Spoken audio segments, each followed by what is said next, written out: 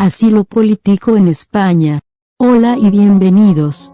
Por su parte, la Ley 12/2009 reguladora del derecho de asilo y de la protección subsidiaria en su artículo 3, establece que la condición de refugiado se reconoce a toda persona que, debido a fundados temores de ser perseguida por motivos de raza, religión, nacionalidad, opiniones políticas, pertenencia a determinado grupo social, de género, u orientación sexual, se encuentra fuera del país de su nacionalidad y no puede, a causa de dichos, no quiere acogerse a la protección de tal país, o a la apátrida que, careciendo de nacionalidad y hallándose fuera del país donde antes tuviera su residencia habitual, por los mismos motivos no puede, o debido al temor, no quiere regresar a él, y no esté en curso en alguna de las causas de exclusión del artículo 8 o de las causas de denegación o revocación del artículo 9.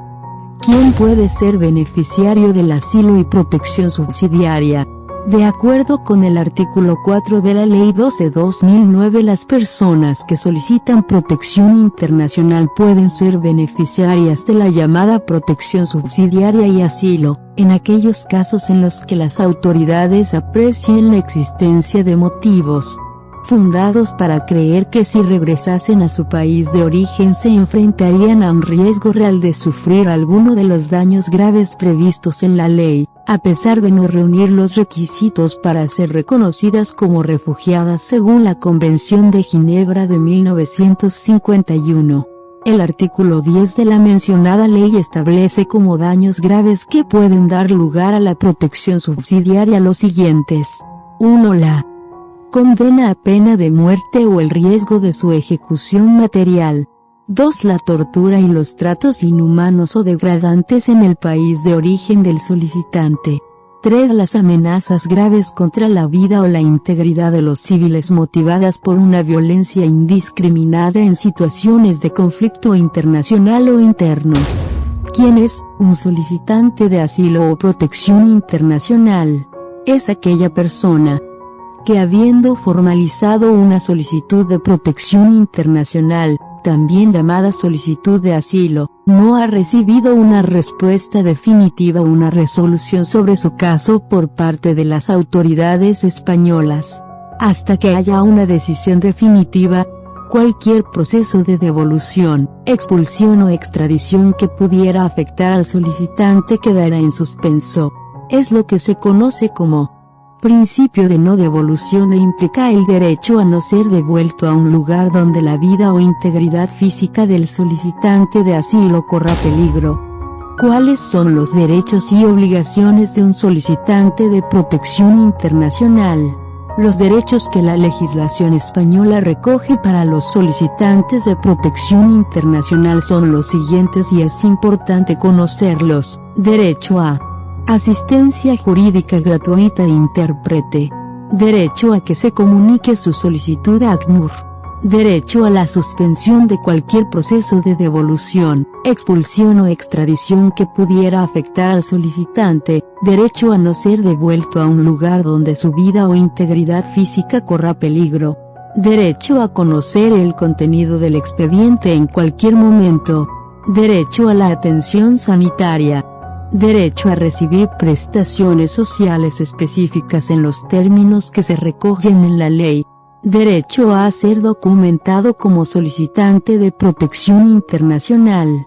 Asimismo, los solicitantes de protección internacional tienen las siguientes obligaciones: cooperar con las autoridades españolas en el procedimiento para la concesión de protección internacional. Presentar, lo antes posible, todos aquellos elementos que, junto a su propia declaración, contribuyan a fundamentar su solicitud.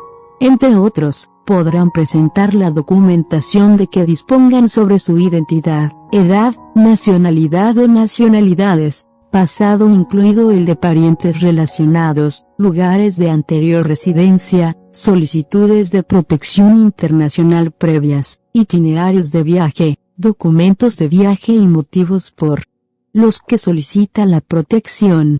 Proporcionar sus huellas dactilares, permitir ser fotografiados y, en su caso, consentir que sean grabadas sus declaraciones, siempre que hayan sido previamente informados sobre ello.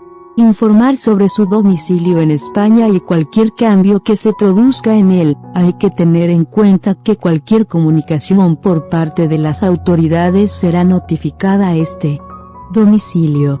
Informar, asimismo, a la autoridad competente o comparecer ante ella, cuando así se les requiera con relación a cualquier circunstancia de su solicitud. El incumplimiento de esta obligación, así como la no renovación de la documentación de la que se hubiera provisto al solicitante, puede dar lugar al archivo de la solicitud en el plazo de un mes según la legislación vigente. Donde se puede solicitar asilo o protección internacional.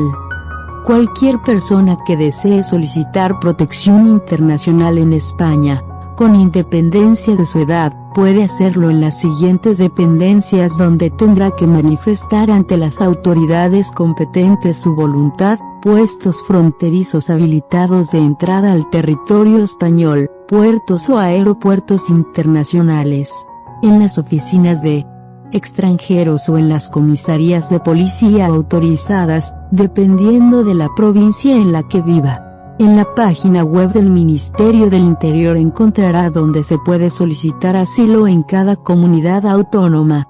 Las personas que se encuentran en centros de internamiento de extranjeros y quieran solicitar asilo o protección internacional, deben ponerlo de manifiesto a la dirección del centro, para que se dé traslado de la petición a la comisaría correspondiente.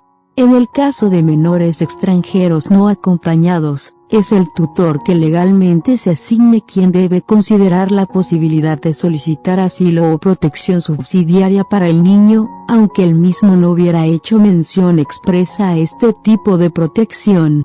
Es importante tener en cuenta que las solicitudes de asilo o protección internacional ante las autoridades españolas deben presentarse fuera del país de nacionalidad del solicitante.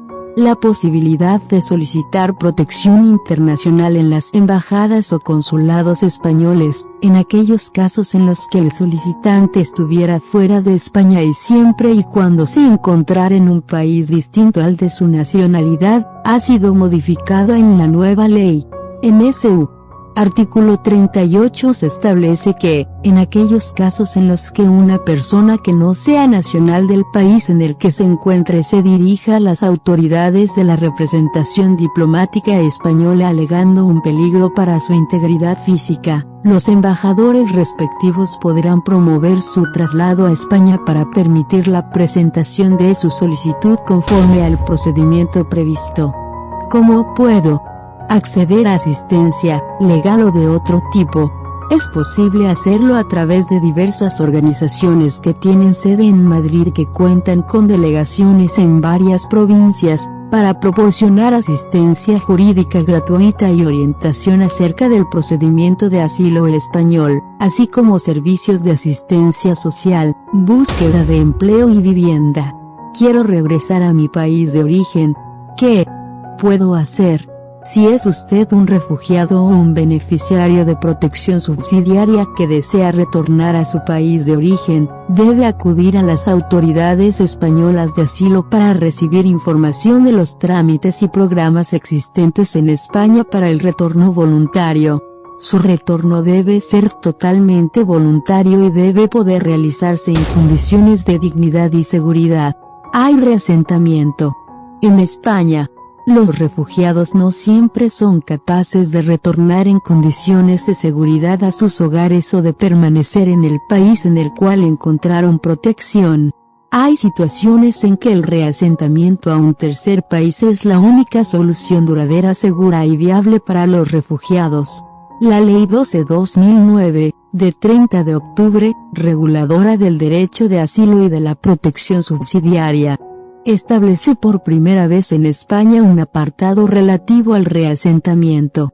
El marco de protección previsto en la presente ley será de aplicación a las personas acogidas en España en virtud de programas de reasentamiento elaborados por el Gobierno de la Nación, en colaboración con el Alto Comisionado de las Naciones Unidas para los Refugiados, y, en su caso, otras organizaciones internacionales relevantes. El Consejo de Ministros, a propuesta de los ministros del Interior y de Trabajo e Inmigración, la Comisión Interministerial de Asilo y Refugio, acordará anualmente el número de personas que podrán ser objeto de reasentamiento en el... Si has llegado hasta aquí, y te ha gustado el video, regálame un like y no olvides dejar tu comentario y suscríbete a este canal para seguir subiendo más contenido. Hasta la próxima.